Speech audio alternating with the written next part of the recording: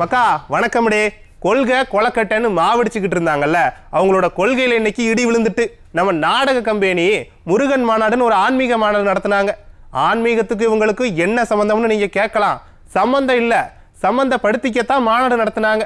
குஜராத் மாடலோட நெருங்குறதுக்காக மாநாடு நடத்தினா கூட இருக்கிறவங்க கோச்சிக்கிட்டு ஓடுதாங்க. விசிக எம்பி ஒருத்தர் கல்வியில காவி சாயத்தை புகுத்தக்கூடாதுன்னு எதிர்ப்பு குரல் கிளப்பியிருக்காரு. மாநாடு ஆன்மீக மாநாடு, நாங்க எல்லாருக்கும் பொதுன்னு சொல்லி ஜனங்களை ஏமாத்தலாம், கூடவே ஒண்ணு மண்ணா இருக்கிற ஆட்களை ஏமாத்த முடியுமா? இவங்க ஏன் மாநாடு நடத்துறாங்கன்னு கூட்டணியில் இருக்கிற எல்லாருக்கும் தெரியும். இனி கொஞ்சம் கொஞ்சமா எதிர்ப்பை வேற மாதிரி காட்டுவாங்க. அட நான் சொல்லல, விவரம் தெரிஞ்சவங்க சொல்றாங்க. சரி மக்களே, போய் குறுஞ்செய்தியை பார்த்துட்டு வாங்க, விரிவான செய்திகளை பார்ப்போம்.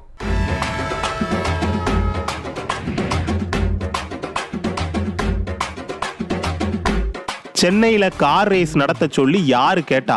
இந்த விளம்பர கும்பல் நடத்தியே தீருவேன்னு அடம்பிடிக்குது. கார் ரேஸுக்காக கவர்மெண்ட் ஆஸ்பத்திரியோட வழியை மறிச்சு குறுகலா மாத்தி வச்சிருக்காங்களாம். பாவம் ஜனங்க புலம்புறாங்க.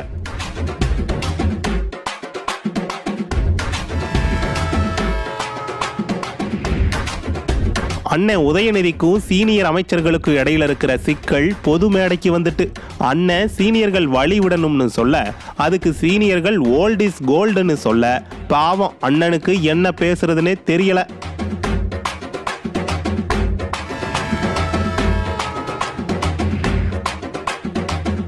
ஐயா பொன்முடி எனக்கு அந்த காலத்துல இன்ஜினியரிங் படிக்க வாய்ப்பு கிடைக்கலன்னு பேசியிருக்காரு. சார், இன்னைக்கு வாய்ப்பு கிடைச்ச பசங்க பாஸ் ஆக முடியாம தவிச்சுக்கிட்டு இருக்காங்க. உயர்கல்வித்துறை அமைச்சரா கல்வி தரத்தை சரி பண்ணாம ஏன் சார் சுயபுராணம் பாடிக்கிட்டு இருக்கீங்கன்னு நாம கேட்கல சாமி, மாணவர்கள் கேட்கிறாங்க.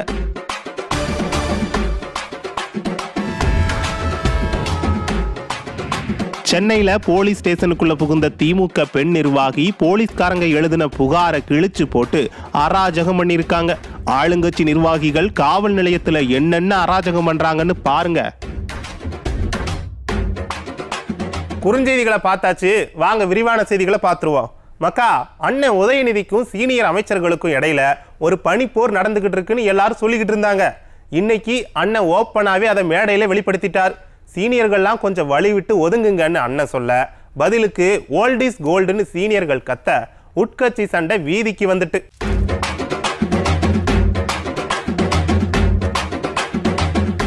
விடியல் தாரே விடியல் தாரேன்னு ஆட்சிக்கு வந்த ஐயா ஸ்டாலினோட கவனம் எல்லாம் ரெண்டு விஷயத்துல மட்டும்தான் இருக்கு. ஒன்னு, வாரிசு அடிப்படையில தனக்கு வாய்ப்பு கொடுத்த ஐயா கருணாநிதியை பத்தி எல்லா இடத்துலையும் கல்வெட்டடிக்கணும். அதுலயும் ரொம்ப முக்கியம், கடலுக்குள்ள பேனா செல வச்சு அதுல கல்வெட்டடிக்கணும். அது ஒரு ஆசையா? ரெண்டாவது ஆசை இன்னும் முக்கியமானது, வாரிசு அடிப்படையில அண்ணன் உதயநிதியை துணை முதல்வர் ஆக்கணும். இங்கதான் சீனியர்கள் ஐயாவுக்கு ஒத்துழைப்பு கொடுக்க மாட்டாங்க. சீனியர்கள் ஐயா ஸ்டாலினுக்கு எதிர்குரல் எழுப்புற மாதிரி தெரியுது. இது நான் வரைக்கும் வெளியே உள்ளவங்க தான் இதை சொல்லிட்டு இருந்தாங்க. இப்ப அண்ணன் உதயநிதியே சொல்லுதாரு, அதை கொஞ்சம் கேளுங்க. இளைஞர்கள் தயாராக இருக்கிறாங்க, நம்ம பக்கம் வர்றதுக்கு தயாராக இருக்கிறாங்க. நாம தான் அவங்களுக்கு வழிவிட்டு அவங்களை அரவணைச்சு அவங்கள வழிநடத்த வேண்டும் என்று கேட்டுக்கொள்கின்றேன். அதே போல் இன்னொரு வேண்டுகோள், வழிவிட்டு வழிநடத்தி கைப்பிடிச்சு கூட்டிட்டு போனோம். நேற்று ரஜினிகாந்த், சூப்பர் ஸ்டார் ரஜினிகாந்த் அவர் பேசும்பொழுது எதற்கு தெரியுமா மிகுந்த அதிகமான கைத்தட்டல்? நீங்கள் கேள்விப்பட்டிருப்பீங்க, நான் சொல்லக்கூடாது. நான் சொன்னா நான் ஏதோ ஒரு மனசுல வச்சுக்கிட்டு சொல்றேன்னு நினைச்சுவீங்க. தொலைக்காட்சிகள்ல நீங்களே பார்த்திருப்பீங்க. ஓல்ட் இஸ் கோல்டு தான். கேட்டீங்களா? அண்ணன் உதயநிதி அவர் சொன்னாரு, இவர் சொன்னாரு, கைத்தட்டெல்லாம் வந்துச்சு, நான் சொன்னா தப்பா எடுத்துப்பீங்கன்னு நாசுக்கா சீனியர்கள் கொஞ்சம் வழி விடுங்கன்னு சொல்லாம சொன்னாரு. பதிலுக்கு சீனியர்களும் கீழே இருந்து ஓல்ட் இஸ் கோல்டுன்னு சொல்லியிருக்காங்க. சொன்னதும் அண்ணனுக்கு என்ன சொல்றதுன்னே தெரியல, அப்படியே பேச்சை மாத்தி சமாளிச்சிட்டாரு. ஆக இந்த நிகழ்வுகள்ல இருந்தே விளம்பர கம்பெனியில சீனியர் ஜூனியர் சண்டை நடக்கிறதும் அதை சமாளிக்க முடியாம ஐயா ஸ்டாலின் அமைதியா இருக்கிறதும் வெளிப்படையா தெரியுது. அட நான் சொல்லல சாமி, விவரம் தெரிஞ்சவங்க சொல்றாங்க.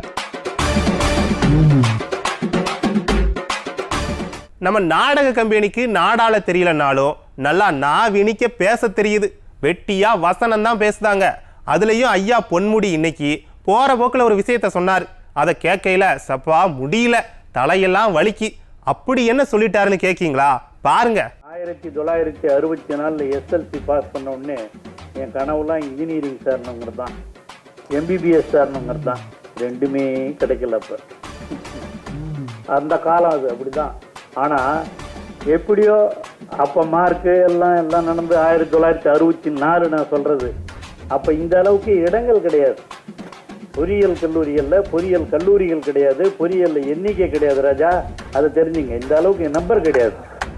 படித்தா மட்டும் போதாது, படித்து அவங்களுக்கு இடம் கொடுக்கறதுக்கு தேவையும் இருக்கணும். அதை செய்து கொடுப்பது தான் திராவிட மாடல் ஆட்சி. கேட்டீங்களா? அதாவது ஐயா பேசும்போது வழக்கம் போல 1960களில் நான் படிக்கும் போதுன்னு சுயபுராணம் பாடினார். அது பரவாயில்ல, அது எப்பவும் பேசுற பேச்சு. அடுத்து ஒன்று சொன்னார் பாருங்க, படிச்சாலும் சீட்டு கிடைக்காது, அப்பெல்லாம் இங்க காலேஜுகளே இல்லை, காலேஜுகளை உருவாக்கி சீட்டுகளை உருவாக்குறது தான் திராவிட மாடல்னு போட்டாரு பாருங்க ஒரு போடு. ஐயா ஓங்கி அடிச்சு பேசுறத பார்க்கையில இங்க இருக்கிற இன்ஜினியரிங் காலேஜ், மெடிக்கல் காலேஜ் எல்லாம் கட்டுனது திமுக கவர்மெண்ட் தான் போலன்னு பார்க்குறவங்களுக்கு தோணலாம். ஆனா அது உண்மை இல்லை. சும்மா மேடையில் வசனம் பேசிக்கிட்டு இருக்காங்க. எங்க தமிழ்நாட்டில் இருக்கிற கவர்மெண்ட் மெடிக்கல் காலேஜுகளில், கவர்மெண்ட் இன்ஜினியரிங் காலேஜுகளில் எத்தனை காலேஜை திமுக கவர்மெண்ட் கட்டுச்சுன்னு சொல்லுங்க பார்ப்போம். சொல்ல மாட்டாங்க. சொன்னோம்னாக்க இங்கே காலேஜுகளை அதிகமாக்குனது யாரு, சீட்டுகளை அதிகமாக்குனது யாருன்னு தெரிஞ்சு போகும். ரொம்பலாம் யோசிக்க வேண்டாம். நீட்டுன்னு ஒரு பிரச்சனை வந்தப்ப திமுக கும்பல் என்ன செஞ்சுச்சு? ஒழிப்போம் அழிப்போன்னு அரசியல் மட்டும்தானே பண்ணுச்சு. அரசு பள்ளி மாணவர்களுக்கு தனி இட ஒதுக்கீடு கொண்டு வந்து 11 அரசு மருத்துவக் கல்லூரிகளை கொண்டாந்து இங்க நீட்டில இருந்து மாணவர்களை காப்பாற்ற முயற்சி எடுத்தது யாரு? அதிமுக தானே. இதுல இருந்தே இந்த விளம்பர கும்பல் வெட்டி வசனம் பேசிக்கிட்டு இருக்குன்னு தெரிஞ்சுக்கலாம். சரி, இவங்க வசனம் பேசினா பேசிட்டு போட்டோம். நாம் என்ன கேட்குறோம்? ஐயா இன்ஜினியரிங் சீட்டு கிடைக்கலன்னு வருத்தப்படுதாரே. இன்னைக்கு சீட்டு கிடைச்சும் படிக்கிற பசங்க அரியர் வச்சுக்கிட்டு இருக்காங்க. பல காலேஜுகளில் 20% பேர் கூட பாஸ் ஆக மாட்டாங்க. அதையெல்லாம் ஐயா எப்போ கவனிக்க போறாரு? உயர்கல்வித்துறை அமைச்சர் அதில் கவனம் செலுத்தினா பரவாயில்ல. அட நான் சொல்லல சாமி, கல்வியாளர்கள் புலம்புறாங்க. மக்கா, நானும் பேசாம எழுத்தாளர் ஆயிரலான்னு முடிவு பண்ணிட்டேன். ஆமா, அண்ணன் நடித்த அந்தர் பல்ட்டிகள்னு ஒரு புக் எழுத போறேன். யாரை பத்தின்னு கேட்குறீங்களா? வேற யாரு? அரசியலுக்கு வந்த 5-6 வருஷத்துல பல்ட்டிக்கு மேல பல்ட்டி அடிச்சுக்கிட்டு இருக்காரே அண்ணன் அண்ணாமலை, அவரை பத்தி தான். அரசியல்ல நிலைப்பாடு மாறுறது சகஜம்தான், ஆனா அடிக்கு ஒருக்கா மாத்திட்டு இருக்க கூடாது. அந்த மாமனிதனுக்கு நல்ல ஒரு மனிதன் யாரை கூப்பிடலாம் என்று யோசிக்கும் பொழுது நேரடியாக அவர்கள் எடப்பாடி கே பழனிசாமி அண்ணன் அவர்களை தேர்வு செய்திருக்க வேண்டும். காரணம், அதே எளிமைக்கு சொந்தக்காரர். ஒரு முறை அகில இந்திய தலைவரை அழைத்து கொண்டு சென்றிருந்தேன். அவர் இல்லத்திலே சந்தித்து விட்டு ஒரு காஃபியை குடிச்சிட்டு வெளியே வந்தோன்னே எங்கிட்ட முதல்ல கேட்ட ஒரு கேள்வி, இப்படியெல்லாம் சிஎம் இருப்பாங்களா அப்படின்னு. ஆனால் ஐயாவுடைய இல்லத்தில் வந்து பார்த்துட்டு சந்திச்சுட்டு வெளியே போனோன்னே கேட்ட முதல் கேள்வி, இவ்வளவு எளிமையாக இந்த மனிதன் இருக்கின்றாரே எப்படி என்று. அதாவது அதே காலகட்டத்தில் நாம் காவல்துறையை பார்த்தோம், இப்போ காவல்துறையை பார்க்குறோம். என்னை பொறுத்தவரை இவருடைய காலகட்டத்திலே மிகச்சிறந்த ஒரு நிர்வாகம் என்றால் அந்த இன்டர்னல் அட்மினிஸ்ட்ரேஷன், லா அண்ட் ஆர்டரை பொறுத்தவரை அதை அற்புதமாக இயற்றிய ஒரு மனிதன். ஒரு காவல்துறையிலே நானும் ஒரு பொறுப்பில் இருந்து ஒரு முதலமைச்சர் எப்படி இருக்க வேண்டும் என்று பல அதிகாரிகள் கனவு காண்பார்கள். அவருடைய ஆட்சி உண்மையாலும் சொல்ல வேண்டும் என்றால் என்னை பொறுத்தவரை ஒரு பொற்கால ஆட்சி என்று தான் நான் சொல்வேன். இப்பொழுது தமிழக மக்கள் எங்கே சென்றாலும் கூட இந்த வார்த்தையை அதிகமாக பயன்படுத்தக்கூடிய ஒரு வார்த்தை, அந்த ஆட்சி இல்லையே, அதை போன்ற ஒரு மனிதன் இப்பொழுது முதலமைச்சராக இல்லையே என்று. அப்படிப்பட்ட ஒரு மாமனிதன். மக்கா, அண்ணன் அண்ணாமலை முன்னாள் முதலமைச்சர், எதிர்க்கட்சி தலைவர், அதிமுக பொதுச் செயலாளர் ஐயா எடப்பாடி கே பழனிசாமி அவர்களை பற்றி மனசார பேசின பேச்சு இது. பாடி லாங்குவேஜை பார்த்தாலே தெரியும், எதுவும் வாயிலிருந்து வரல, உள்ளிருந்து வருதுன்னு. அண்ணாமலைக்கு மட்டும் இல்லை, தமிழ்நாட்டில் யாரை கேட்டாலும் ஐயா எடப்பாடி கே பழனிசாமி அவர்கள் ரொம்ப எளிமையான முதலமைச்சர்னு மனசார சொல்லுவாங்க. இந்த 3 வருஷம் திராவிட மாடல் ஆட்சியோட லட்சணத்தை பார்த்த பிறகு அதிமுக ஆட்சியில் சட்டம் ஒழுங்கு எம்புட்டு சிறப்பாக இருந்ததுன்னு பொதுமக்கள் பேசிக்கிறாங்க. பொதுமக்கள் பேசுகிற அதே பேச்சைத்தான் அண்ணன் அண்ணாமலை மேடையில் பேசுகிறாரு. என்ன சங்கதினா, பொதுமக்கள் மாறல, ஆனா அறகுறைய அரசியல் படிச்சிருக்கிற அண்ணா அண்ணாமலை மாறிட்டாரு.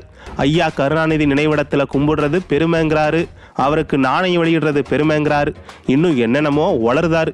4 பேர் கை தட்டிட்டா பேசுறதெல்லாம் சரின்னு அவரே நினைச்சுக்கிறாரு. அவர் என்னமோ பண்ணட்டும். மக்கள் இது மாதிரியான மனிதர்கள் கிட்ட இருந்து ஒரு விஷயத்தை தெரிஞ்சுக்கணும். இவங்கெல்லாம் வடக்கு இருக்கிறவங்க வாசிக்கிற மேளத்துக்கு டான்ஸ் ஆடுற பொம்மைகள், அவ்வளவுதான். வடக்க எந்த பக்கமா வாசிக்கிறாங்களோ அதுக்கு தக்கன ஆடுவாங்க. இவங்கெல்லாம் மாற்றத்தை கொடுப்பாங்கன்னு நாம நினைச்சா நம்ம தலையில தாளம் போட்டுடுவாங்க.